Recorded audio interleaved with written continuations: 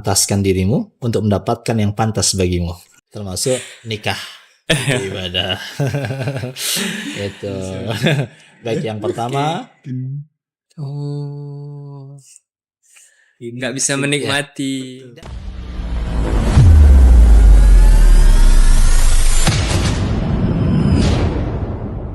Kita santai-santai aja Ya kita malam ini nyantai aja.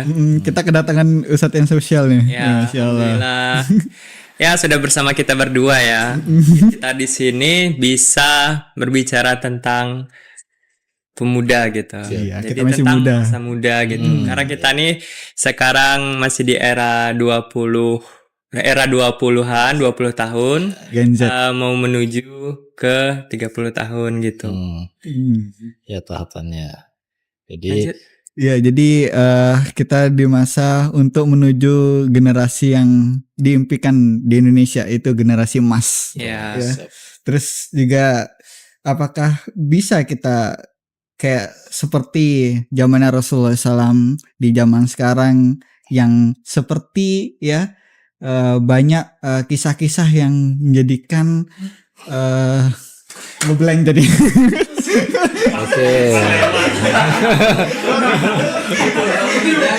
Terlalu ini. Jangan terlalu jaga Bang. Santai aja. Nanti kita tambah nanti kita tambah-tambahin kok, terus-terusin nanti kalau ini. Enggak mulai-mulai ini. Gugup ya. Gak usah gugup, nyantai aja. Perlu persiapan seminggu? Enggak. Ini karena sesi pertama kali ya, jadi harus siap gitu ya. 5 hari lagi sih. Apa? Lanjut. Ya. Masa kamu aja yang nanya, aku yang cover. Nanya. Ini kan kita sebagai pemuda gitu, yang harapannya generasi muda ini kan membawa Indonesia gitu, menuju Indonesia emas gitu ke depannya. Nah, kan berbeda nih zamannya sekarang ini sama zamannya pada masa Nabi Muhammad.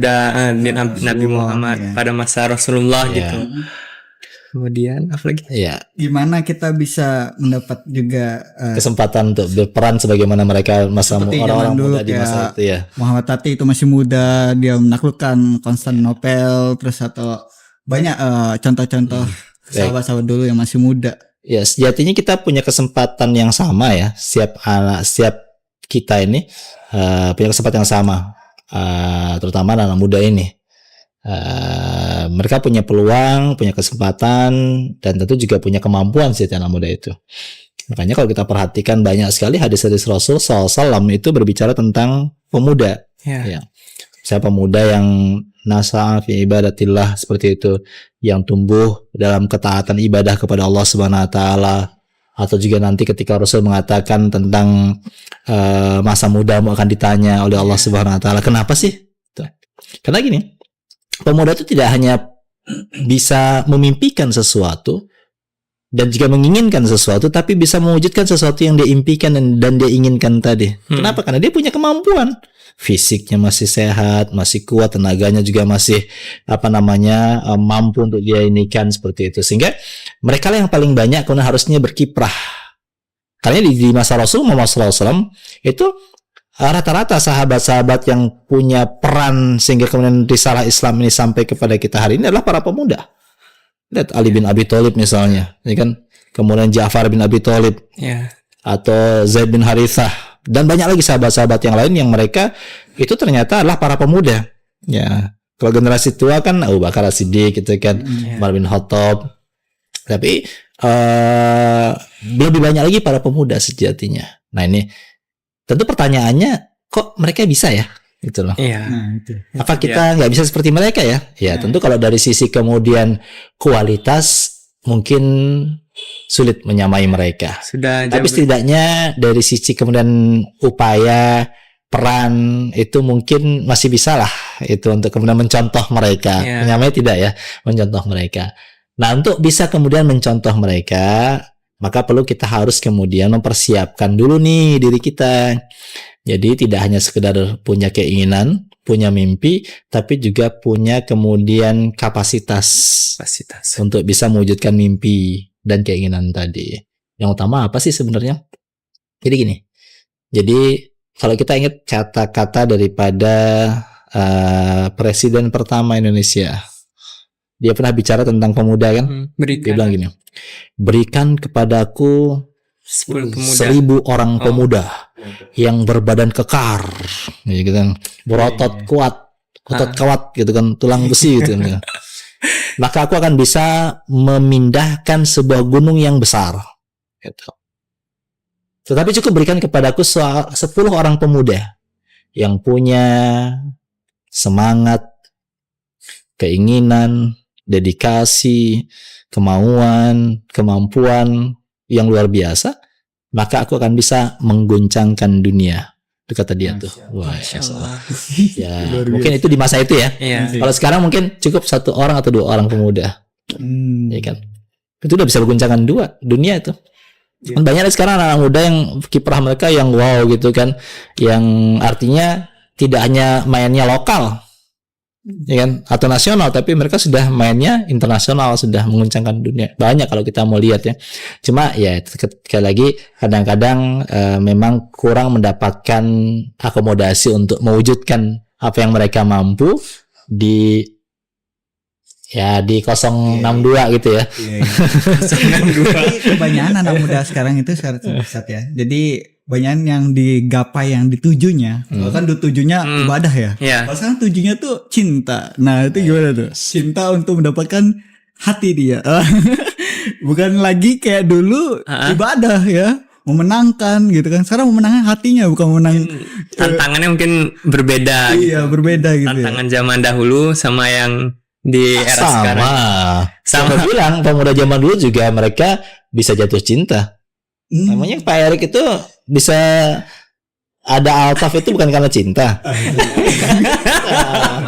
Itu loh. Gitu. Jadi gini, cinta itu sesuatu yang bisa menjadi motivasi, menjadi penyemangat. Itu untuk kemudian bisa menunjukkan kepada si jantung hati, ini gua nih gitu ya. Itu loh. Kadang begitu kan. Nah, tetapi tinggal bagaimana kita kemudian mengarahkannya, kemudian jangan sampai melanggar aturan-aturan Allah Subhanahu wa taala. Itu fitrah loh itu. Kita nanti buka di surat, misalnya surat Ali Imran 14 lah nyatakan, Allah bilang gini, a'udzubillahi minasyaitonir rajim. Zuyyina linnasi hubbus syahawati minan nisa, kata Allah.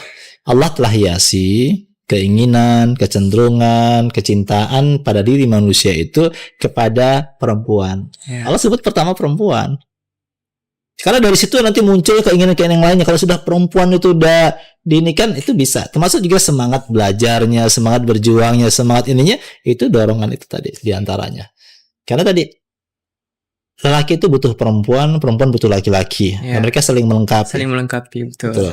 Dan bisa saling kemudian memberikan motivasi dan dorongan seperti itu. Jadi itu bukan sesuatu yang buruk. Bukan sesuatu yang buruk. Banyak kok puisi-puisi cinta di masa-masa Rasul tuh yang wow gitu kan. Yang cuma kalau sekarang kan, kalau dulu mereka punya makna dahsyat dalam. Kalau sekarang rata-rata kosong. Lebih kepada isinya gombal, kalau bahasa gombal itu yang ya sangat ini. Karena mereka cintanya kosong. Itulah. Yang hari ini kosong. Lebih kepada dorongan nafsu semata. Gitu loh. Beda antara orang mencinta dengan dorongan syahwat itu beda. Kayak gimana tuh bedanya, Zat? Ya jelas beda. Dalam cinta ada syahwat, tapi dalam syahwat belum tentu ada cinta. Gitu loh. Luar biasa. Iya. Iya. Ketika orang punya syahwat karena dorongan cinta, maka dia akan menjaga, memelihara, merawat, melindungi. Tapi ketika hanya semata-mata syahwat, yang ada kerusakan. Oh iya, malah Itulah. Ini ya menimbulkan. Nah, yang sekarang kita dapat ditemui yang merusak berarti ya. Rusak. Karena lebih kepada memenuhi hasrat, keinginan pandangan mata yang terpuaskan. Oh iya kan? Bukannya itu juga termasuk salah tujuan kita misalnya nyari yang cantik gitu misalnya. Betul. Di antara supaya kita bisa punya pasangan yang qurrata ayun, setidaknya dia good looking gitu kan. Nah. Ya. Kan itu mungkin salah satu. ketertarikan gitu. Ya apa namanya, dari laki-laki tertarik ya kepada perempuan yang good looking, atau dari apa tertariknya? fisiknya dulu. Ya kan kita ngelihat dari penampilannya dulu kan.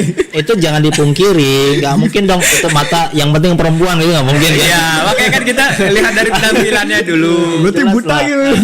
Baru setelah itu kan ya kita mengenal lebih dalam gitu, mengetahui bagaimana orangnya, sifatnya gitu kan. Perlu nih kita minta tipsnya. Tapi penting untuk gini, jangan hanya terpaku pada sisi fisik yang kemudian indah dipandang. Karena tidak jarang fisik itu hanya sebatas kemudian tipuan yang menutupi keaslian. Itu penting. Jadi kita harus betul-betul memahami, mengenali. Dan maka dalam Islam itu konsepnya kan gini. Misalnya ketika Rasul mengatakan tungkahul mar'ah li arba'ah, dinikahinya seorang perempuan karena 4 hal. Yang pertama ya, karena 4 hal nih awalnya. Apa itu? Li jamaliha, karena cantiknya. Artinya gini, pertama pasti karena pandangan mata. Visual kita ya. Visual itu manusiawi. Karena orang tertarik atau tidak tertarik itu biasanya apa yang dia lihat lebih dahulu seperti itu. Betul. Baik itu cantik pada mungkin wajahnya, atau mungkin cantik pada fisiknya. Ya, body nggak jadi masalah, yang penting cantik. Gitu kan. Iya jangan sekali gitu ya. Atau ada yang gini, udahlah muka nggak jadi penting, yang penting bodinya. Kan gitu kan? Iya betul. Itu manusiawi. Ya. Tapi nanti di ujungnya Rasul mengatakan nanti setelah wajah kan kemudian harta, good reckoning gitu kan. Nah, itu. Kemudian berikutnya apa? Baru nih anak siapa nih? Itu. Biasa gitu. Coba kalau antum kalau ketemu orang, wih cantik. Wah, dia bawaannya keren, bawaannya apa namanya? Biasanya tuh Aryo gitu. Gitu kan. Baru kemudian anak siapa nih gitu kan. Gitu. Tapi agama belakangan biasa dipikirkan. Makanya banyak orang kemudian ketika dia sudah merasa tertarik kepada seseorang perempuan atau laki-laki, terus dia merasa nih kaya gitu kan, ini anaknya ini anak siapa gitu kan, agama jadi nomor sekian. Kadang-kadang gini, agamanya beda, nggak apa-apa deh, udah jatuh cinta soalnya. Yang lagi kenal sekarang. Bahkan tidak sedikit yang kemudian rela berpindah agama demi karena cinta yang buta. Maka Nabi bilang, fadfar bidzati dinik taribat yadak. Kamu pilih karena agama, kamu pasti selamat. Kenapa? Karena kalau orang semata-mata cantik yang dijadikan patokan, cantik itu sifatnya pertama dia relatif. Ya kan? Relatif nih. Bakal memudar juga. Gak ada standar. Kayak kita nih hari ini di depan kamera cakep-cakep semua nih.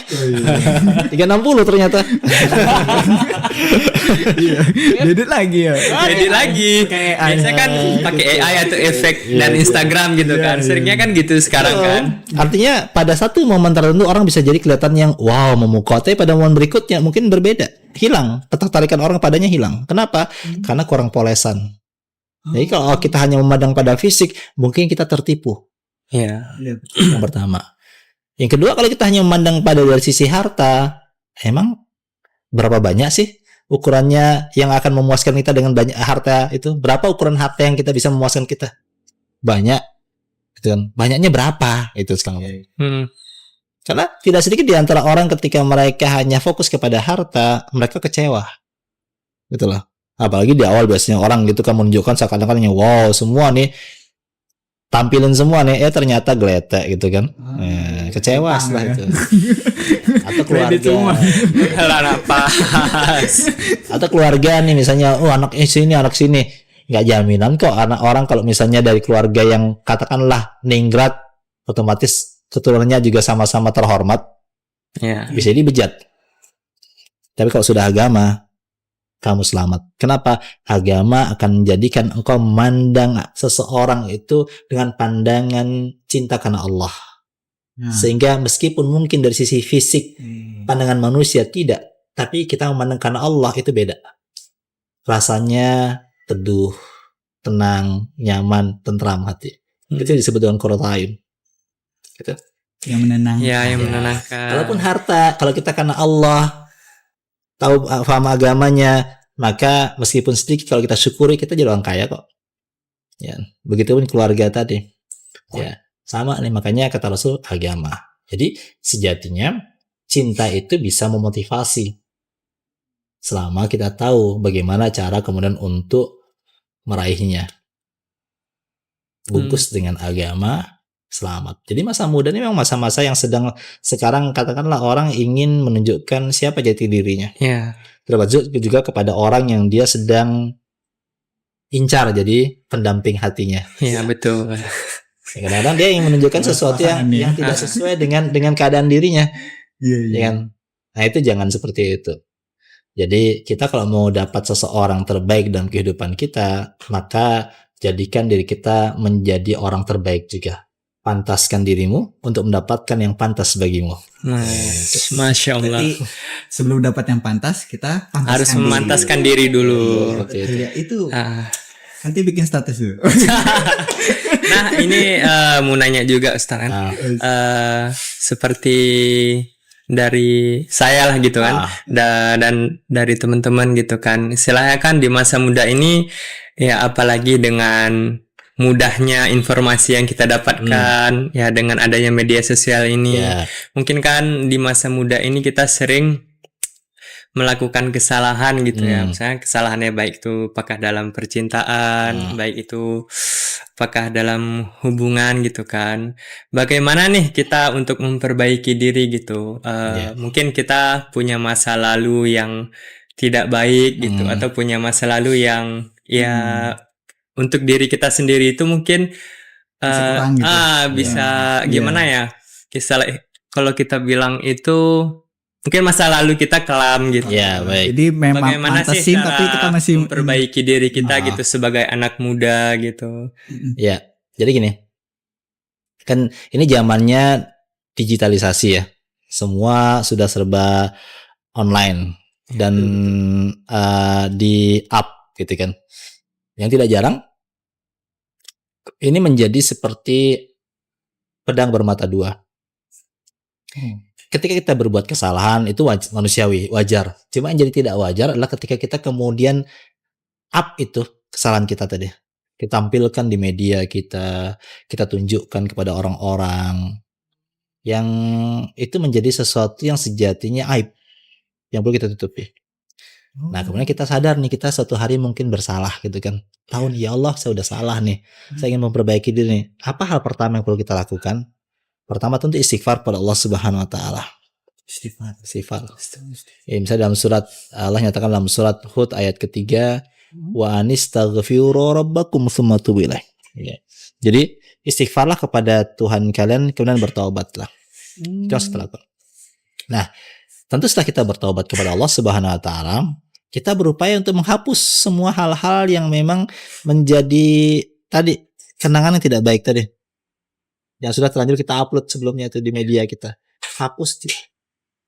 Jangan kemudian itu tetap dijaga, tetap dibiarkan sehingga itu menjadi aib yang bisa jadi apa ya istilahnya? Kan itu bisa diakses orang ya. Iya. Itu apa istilahnya? Jadi gini, itu sesuatu yang perlu kita kemudian singkirkan agar tidak menjadi kenangan yang bisa jadi suatu hari nanti itu menjadi suatu kebanggaan. Kadang begini, wah kamu baru gitu, aku loh sudah kemana-mana, udah ngerasain semuanya, kan gitu. Itu kan bukan satu hal yang baik sebenarnya. Iya betul. Bukan hal yang perlu untuk dibanggakan dia, tapi justru menjadi satu renungan yang kemudian sebagai apa ya, kayak semacam penyesalan gitu. Kenapa ya aku bisa dulu gitu ya, gitu loh. Jadi nggak perlu kita ceritakan, apalagi itu kita kemudian abadikan, singkirkan semuanya di antaranya. Nah itu tadi. Jadi bersalah itu manusiawi. Al-insan mahalul khata' wa nisyan. Manusia itu tempat salah dan lupa. Manusiawi. Kalau nggak pernah salah, jangan bukan manusia nih, gitu kan? Ya, malaikat berarti. Kata Rasul, kullu bani Adam khata'un wa khairu khata'in at-tawwabun. Setiap bani Adam, itu kita ya, anak cucu manusia, Adam alaihissalam itu pasti bersalah, pernah bersalah. Tapi sebaik-baik orang yang bersalah adalah dia segera bertaubat kepada Allah Subhanahu wa taala. Itu sebaik-baik orang. Ini kita lakukan. Baik, tadi dalam perkara pribadi, mungkin tadi dalam hubungan gitu kan, adalah kesalahan, kekeliruan. Maka kalau dalam hubungan, baik itu hubungan mungkin dengan teman, saudara, orang tua, atau mungkin ya nanti kalian sudah menikah gitu kan, itu hubungan dengan pasangan seperti itu, maka tidak cukup hanya kemudian istighfar kepada Allah, harus selesaikan urusan kepada orang yang kalian mungkin melakukan tindakan salah kepada manusia ke manusianya lagi juga, minta selain kepada Allah gitu, minta maafnya, seperti kan, ya, minta ikhlasnya seperti itu yang seperti itu. Berarti ya penting juga sih itu ya mempelajari percintaan, karena kan yang kita harus fokusin jihad kita nih, betul. Jihad ibadah kita nih. Ibadah kita, betul. Tapi ibadah kita percintaan nih. Tapi cinta nggak salah ya. Tidak salah cinta itu. Bahkan kenapa Nabiullah Ibrahim alaihissalam berkenan kemudian mengorbankan putranya? Karena cinta. Ya, berkurban. Cinta yang jauh lebih dahsyat dibanding cinta kepada keluarganya. Beliau cinta keluarganya, tapi cintanya sama Allah lebih luar biasa. Kemudian dibeli gelar Khalilullah, kekasihnya Allah. Kekasihnya Allah. Agak berat ya bagi kita. Masih awam. Kita sih pasti. Gimana ya? Di antara bukti ibadah kita yang dimana kita kemudian diminta berkorban itu karena cinta. Coba kemarin kita diminta oleh Allah fasolli li rabbika wanhar. Salatlah kepada Tuhan dan berkorbanlah. Maknanya apa sih itu? Itu bukan hanya sekedar kemudian perintah Allah supaya kita kemudian menyisihkan harta kita untuk kemudian kita belikan seekor hewan yang kita sembelih. Tidak. Tapi Allah ingin menguji kita. Kamu lebih cinta hartamu atau lebih cinta Allah? Betul lah. Berat. Iya, berat ya. Berat. Kadang-kadang kita punya kekurangan gitu ya. Iya, betul. Dia nggak mampu. Mampu tidak mampu itu bukan sesuatu yang kemudian sekedar diterima apa ada, tapi diupayakan bagaimana bisa mampu dan lepas dari ketidakmampuan. Betul. Itu bukti cinta. Jihadnya kita tuh untuk tujuan kita. Ketika nanti antum misalnya nih suka kepada seseorang, kemudian dituntut oleh seseorang disukai tadi untuk melakukan sesuatu, mungkin pada awal merasa tidak punya kemampuan melakukannya, tapi karena cinta akan mengupayakannya. Rela demi cinta apapun kulakukan. Iya kan? Iya. Lautan api ku seberangi. Iya. Apapun ku terabas. Begitu. Tabrak gitu ya. Tabrak terus. Gas gitu ya. Itu betul. Jadi nggak ada yang salah dengan cinta. Justru cinta itu membangkitkan rasa, selera, bahkan memompa jiwa untuk terus bersemangat dan pantang untuk kemudian mundur ke belakang sebelum tercapai apa yang kemudian diharapkan dan diinginkan. Cinta. Baik. Tapi yang dimaksud cintanya ini berarti tujuannya untuk menggapai ridhonya ya? Ya jelas kalau itu. Dan cinta butuh pengorbanan. Oh itu ya, butuh pengorbanan jelas sih. Nah masalahnya kita mungkin masih cinta duniawi nih. Nah, akhirat mungkin kita masih kebelakangin nih, masih awam ya. Bagi anak muda tuh belum sampai yang hal itu, apalagi keluarganya belum mampu ya, belum ada ilmu atau gimana itu. Jadi ada tahapan-tahapan yang tidak akan mungkin langsung kemudian diabaikan. Dia perlu kita lalui untuk mematangkan kita sehingga kita lebih memahami tentang arti cinta yang sejati. Kalau kita cinta kepada orang akan meninggalkan kita suatu hari nanti. Kita cinta kepada harta pun akan kita tinggalkan. Kita cinta anak pun akan meninggalkan kita atau kita akan meninggalkan anak.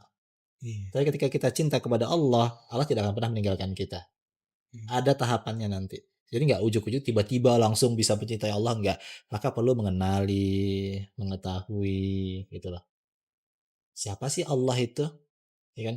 Kayak apa sih seperti itu? Jadi kalau semakin kita paham dan mengerti, insyaallah cinta kita akan berkobar seperti itu. Mungkin balik lagi sih tadi ke yang udah disampaikan gitu. Selain manusia hubungannya dengan Allah kan harus menyelesaikan juga gitu hubungan antara manusia dengan manusianya gitu. Cara selain itu tadi apa namanya? Mengikhlaskan ya terus kayak meminta maaf ya, gitu. Cinta ridhonya. Terus bagaimana sih mungkin ketika kita punya apa namanya, kayak ya hati yang tertinggal tadi lah gitu. Bagaimana sih cara menyembuhkan hati kita sendiri? Oh ya lagi sakit nih. Boleh. Ya berarti bukan, anak muda lagi galau, lagi sakit hati. Bukan yang cinta ditolak dukun bertindak ya? Enggak kayak itu. Ya itu manusiawi. Tidak selalu apa yang kita inginkan akan terpenuhi dengan begitu mudah. Akan harus kadang-kadang ada perjuangan, pengorbanan, butuh pembuktian. Gitu. Kadang-kadang seperti itu kan. Tapi tidak jarang sudah kita buktikan, sudah kita berkorban, tetap aja ternyata kita dilukakan. Nggak sesuai harapan atau nggak sesuai ekspektasi. Ternyata betul. Kurang apa lagi coba aku ini? Ya. Kurang duit. Kurang duit itu kalahnya kita. Kurang cakep aja loh. Ya, sekali lagi, luka karena manusia itu bukan luka yang kemudian tak tersembuhkan. Ya, dia bisa. Tinggal bagaimana kita kemudian mengupayakan agar proses sembuhnya tidak berlarut-larut, tapi segera. Makanya move on. Itulah. Memangnya cuma dia aja. Masih banyak. Ini kisah sahabat yang mulia. Tapi bukan karena disakiti, tidak. Tapi gini, ketika cintanya tidak tersambutkan. Seorang sahabat namanya Salman Al-Farisi. Ya. Bersama sahabat yang dipersaudarakan oleh Rasulullah SAW namanya Abu Darda. Suatu hari Salman itu sudah nabung uang gitu kan, dia pingin nikah biar bisa ngadain resepsi gitu kan kayak teman kita yang bentar lagi nih ya. Iya. Siapa ya? Teman kita. Teman kita. Terus dia sudah punya cewek inceran nih. Ada nih, wah nih akhwat inceran nih. Terus dia bilang sama saudaranya, sama Abu Darda, Dada, lamarin dong. Kamu jadi mak comblang ini, kamu minta sama bapaknya, bilang tuh, aku pingin nikah sama si anaknya bapak itu gitu. Ini kata Salman kepada Abu Darda. Abu Darda sebagai seorang sahabat semangat dong. Woi, gue bantuin nih gitu ya. Gue bantuin nih loh. Datanglah dia Abu Darda ke situ.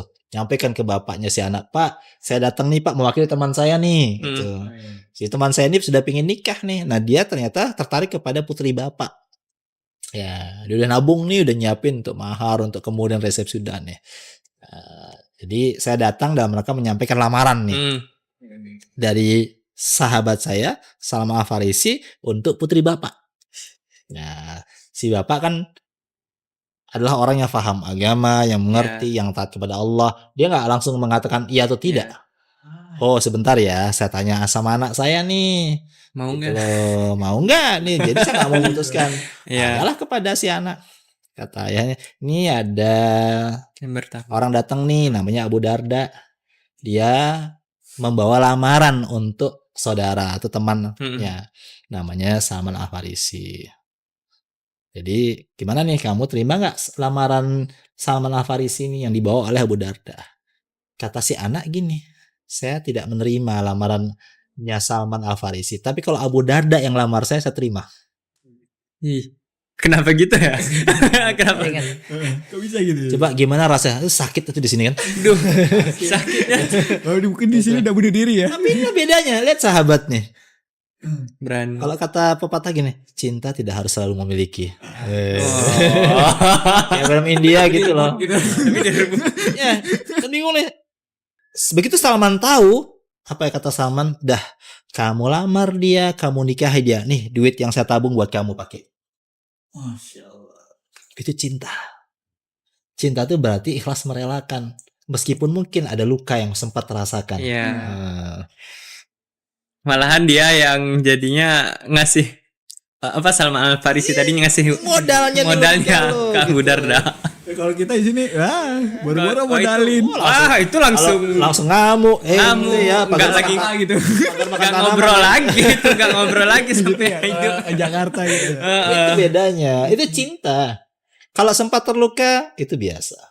Tapi wanita tidak hanya dia saja. Banyak bro di luar sana.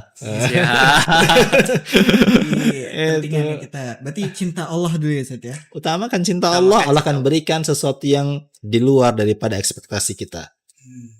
Tak terjangkau oleh akal kita. Kalau Allah mencintai kita. Jadi ketika manusia mencintai kita, kadang-kadang tergantung dari apa yang bisa kita berikan kepadanya. Ada uang, abangku sayang. Ada uang, abangku tendang. Masya Allah, menarik banget. Ada uang, abangku tendang. Iya. Penting kita belajar ini ya. Jadi agama yang kita harus lebih mendalam lagi, dan kita incar agama dulu ya. Karena kita yang zaman sekarang anak muda ya fisik dulu, jelas. Itu manusiawi. Tapi jangan jadikan sebagai tujuan utama, sebagai nilai utama yang harus enggak gitulah. Karena cantik, ganteng itu sekali lagi itu kan ada masa. Waktu sebelum nikah sih wow gitu kan. Paling the best. Begitu sudah nikah loh kok dulu langsing sekarang kok langsung ya. Langsung ya. Seperti kan. Itu berubah kan? Fisik kan bisa berubah. Bisa berubah, ya kan? Fisik bisa dirubah. Gak usah. Itu gak usah. Jadi iklannya kan. Tapi yang gini gak datang 2 kali. Iya. Jadi berat ya. Perlu kita ini. Jadi gitu dia tentang percintaan ya. Nah, ini selain tentang percintaan gitu kan, di kalangan anak muda sendiri kan, apalagi di umur 20-an gitu. Nah, ada masa-masanya juga seperti harus berkarir, memulai karir gitu kan, bekerja. Terkadang itu ada juga teman-teman yang bingung gitu menentukan kedepannya ini mau gimana sih gitu istilahnya. Apa sih sebenarnya yang ingin dituju gitu. Sebenarnya kita nih hidup untuk apa sih gitu. Gini, bekerja itu bagian daripada salah satu ikhtiar kita untuk melaksanakan tidak hanya sebatas bentuk peran kita sebagai manusia dalam rangka mencukupi kebutuhan kita, tapi juga merupakan ibadah kepada Allah Subhanahu wa taala. Itu bekerja. Bahkan termasuk jihad itu. Dalam kerja itu. Tetapi ingat, kita bekerja harus tahu kenapa dan untuk apa. Kalau hanya bekerja semata-mata ingin mengejar dunia, maka sia-sia. Gitu. Karena sebanyak apapun yang kita akan nantinya raih dari kerja yang kita laksanakan, itu sejati tidak seluruhnya akan menjadi hal yang bisa kita nikmati dan miliki. Penting. Sebagian besar hanya sebatas menjadi kebanggaan saja. Padahal dia ketika kemudian bekerja luar biasa mengorbankan banyak hal. Waktunya misalnya. Malam jadi siang, siang jadi malam. Kemudian kesehatannya misalnya. Dia gak perlu nih. Ya kan? Mau sehat atau sakit, dia pokoknya gimana caranya kerja biar selesai, biar dapat ini gitu kan. Gitu. Bahkan tidak jarang mengorbankan keluarga mungkin. Iya, betul. Kadang berangkatnya ketika anak istri masih tidur. Belum punya anak istri ya? Belum. Kan masih anak muda gitu, umur 20-an gitu. Mencari jati diri. Gitu. Artinya workaholic ya. Ya, jadi gila kerja tuh. Enggak, harus seimbang. Tujuan kerjanya apa dulu seperti itu. Kalau hanya sebatas ingin memenuhi kebutuhan hidup, Allah bilang yang harus kita lakukan apa? Nanti buka surah Al-Qur'an ayat keempat. Allah bilang gini, "Falyabudu rabb hadzal bait." Maka kamu sembahlah Tuhan yang memiliki rumah itu. Maksudnya yang punya Ka'bah itu kamu sembah. Siapa yang punya Ka'bah? Allah. Sembah Allah. Kenapa? Kalau kita sembah Allah, Allah bilang, "Allazi at'amahum min ju' wa amanahum min khauf." Karena dia Allah yang nantinya akan memberikan kamu makan ketika kamu merasakan lapar dan memberikan rasa aman ketika kamu merasa ketakutan. Jadi Allah cuma suruh nih, kalau kamu mau kebutuhanmu yang paling mendasar dipenuhi, yaitu cukup sandang panganmu dan rasa amanmu, kamu sembah Allah. Ibadah kepada Allah. Artinya apa? Dahulukan ibadah. Maka kebutuhan duniamu akan Allah cukupkan dan keamanan Allah akan jamin. Gitu. Nah, kita kadang-kadang lupa itu. Iya.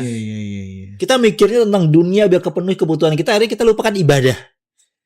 Nah, masa-masa muda ini masa-masa kadang-kadang orang itu suka jarang beribadah karena merasa tadi proyek dunianya nih, belajarnya semangat luar biasa tapi ibadahnya kendor.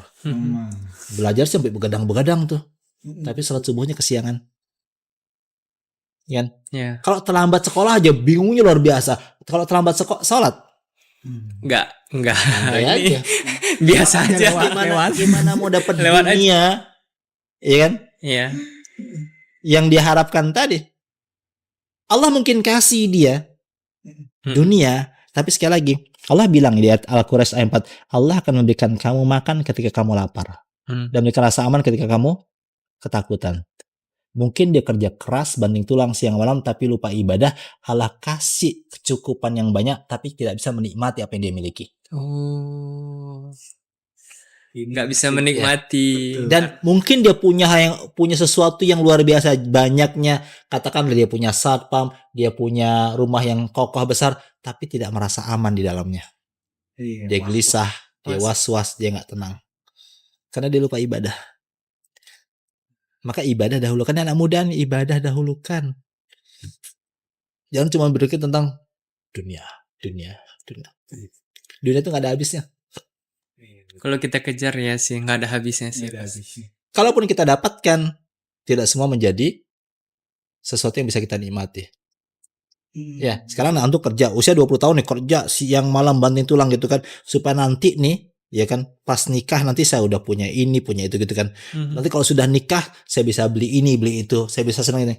Begitu antum nanti sudah kaya, sudah punya, antum sudah bertambah tua kan. Udah punya macam-macam ya. Kan? Giliran ketika sudah punya macam-macam, mau makan macam-macam, sudah nggak bisa makan macam-macam. Nggak bisa macam-macam kayak. Ya. Terus sugen nih, diajak Kabu Nawas, kambing ya? Aduh, nggak bisa. Asam urat. Udah. Iya betul. Emping ya? Aduh. Asam urat, kolesterol itu. Kolesterol. Gula. Aduh. Jadi kerja itu suatu ibadah, tapi tujuan kerjanya yang perlu kemudian disesuaikan. Karena Allah akan berikan kecukupan apa yang kamu butuhkan. Mungkin tidaklah kemudian berlimpah, tapi cukup, daripada berlimpah tapi gak pernah cukup. Wah, masa kurang aja ya. Intinya harus bersyukur juga sih. Kata Rasul gini, laisa lagina bikatsatil arad walakin lagina nafas. Bukanlah kaya itu karena banyaknya harta, tapi kaya itu ketika hatimu senantiasa mensyukuri apa yang Allah berikan kepadamu. Itu kaya. Kalau masih merasa kurang meskipun udah punya banyak, itu orang miskin. Tapi orang kaya meskipun dia tidak punya banyak tapi dia merasa cukup, itulah orang kaya. Orang kaya adalah orang yang merasa cukup. Orang miskin adalah orang yang selalu merasa kurang meskipun dia sudah punya banyak. Itu definisi kaya dan miskin sih. Kaya ya. Harusnya sih. Harus diketahui yang muda-muda ini ya. Tapi sekarang ya itu dari satu. Jadi sekarang yang muda-muda ini duniawi terus kan. Maunya tren villa ya. Makanya ketika mereka fokusnya dunia, ketika mereka tidak mendapatkan, mereka kebanyakan menjadi orang-orang kemudian hidupnya resah, gelisah, galau, gundah, pada akhirnya kemudian banyak putus asa. Karena dunia. Ya, pendidikan kita hanya pendidikan yang lebih kepada dunia. Dari TK, SD, SMP sampai kuliahnya mesti perhatikan tuh. Kenapa sih sekolah di situ? Biar nanti sekolahnya lanjutannya dapat yang bagus. Terus setelah dari sana biar nanti kuliahnya bagus. Kalau udah kuliahnya bagus nanti dapat kerjaan yang bagus. Dunia semuanya. Itu bang. Dunia semuanya. Malahan tentang akhiratnya nggak ada ya. Nggak ada gitu ya. Bahkan yang coba perhatikan sekolah-sekolah yang dianggap bagus, sekolah yang apa? Sekolah yang minim pendidikan agamanya. Kalaupun ada 2 jam sepekan, itu pun tidak jarang. Bukan diletakkan di jam-jam pelajaran, tapi di jam ekstra. Seperti ekstrakurikuler. Gitu. Jadi orang ada udah yang lain udah pulang, dia baru belajar agama. Nggak diwajibkan. Iya, jadinya kan anak ada malas. Mau dapat, terus berharap apa? Jadi orang yang belajar agama cuma sejam dalam seminggu. Udah itu nggak nangkep lagi karena saking jarangnya lewat aja gitu. Makanya mereka biar ada aja gitu. Jadi orang-orang yang pandai, pintar, hebat, tapi tidak paham dengan kepintaran mereka, kehebatan mereka. Akhirnya apa? Mereka tadi sukses dunia tapi gagal akhirat. Alhamdulillah. Ini sih untuk anak-anak muda harus dipahami Tahu juga kan, juga ya, harus tahu juga gitu. Karena utamakan dulu Allah ya. iya, Ibadah. karena kan pada ya era sekarang ini sih seperti yang kita tahu kan, apa-apa ya serba instan, terus ya sampai-sampai kita lupa gitu dengan akhiratnya gitu. Dasar-dasarnya itu ya. Dasar-dasarnya gitu. Kita sibuk terus ngejar dunia, sibuk terus ngejar dunia. Lupa sama akhirat. Mengejar dunia akan pergi dan meninggalkan akhirat yang akan datang. Iya. Nah, Begitu dapat dunia, meninggal dunia. Iya. Lagi tahu-tahu kerja, tahu-tahu meninggal. dunia Iya sih. dunia ditinggal, akhirat gak dapat Gak ya. dapat. Jadi mumpung masih muda, jangan hanya fokus tentang dunia yang menjadi tujuan utama, tapi akhirat. Jihad Kalau kita bilang- di akhirat ya. Allah bilang di surat Al-Qasas 77, wabtaghi fima atakallah daral akhirah wala tansa nasibaka fid dunya. Kamu itu persiapkanlah bekalmu untuk kau bawa menuju ke rumahmu di kampung nanti di akhirat. Akhirat. Surga maksudnya. Itu yang utama. Baru wala tansa nasibaka fid dunya. Tapi kamu jangan lupakan nasib di dunia.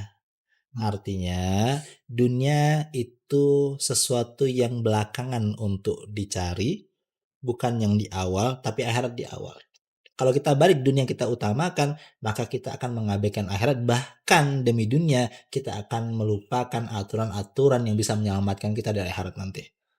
Kita akan menjadikan diri kita kemudian menghalalkan segala cara hanya untuk mendapatkan Dunia. Itulah. Kalau akhirat kalau tujuan utama, insya Allah ketika mengejar dunia kita akan tahu, oh ini halal, ini haram, tidak akan mungkin kita kemudian melanggarnya. Itu. Masya Allah. Ini Banyak ya pelajaran kali ini ya dan untuk juga kita. buat pemirsa semua, Masya Allah. Selain tentang percintaan, tentang karir juga gitu. Tapi semuanya harus dilibatkan akhirat itu ternyata ya. Kita tahu tujuan kita ya hidupnya ini ya. Itu Penting sih. ya. Jadi tujuan hidup kita ibadah ya Ustaz ya. Ibadah. Wa ma khalaqtul jinna wal insa illa liya'budun. Dan ibadah itu luas, tidak hanya salat, puasa, zakat, haji, tapi aktivitas seluruh hidup kita. Kalau kita niatkan Allah itu ibadah. Termasuk nikah. Itu ibadah. Itu. Baik yang pertama, Pertama aja Ustaz.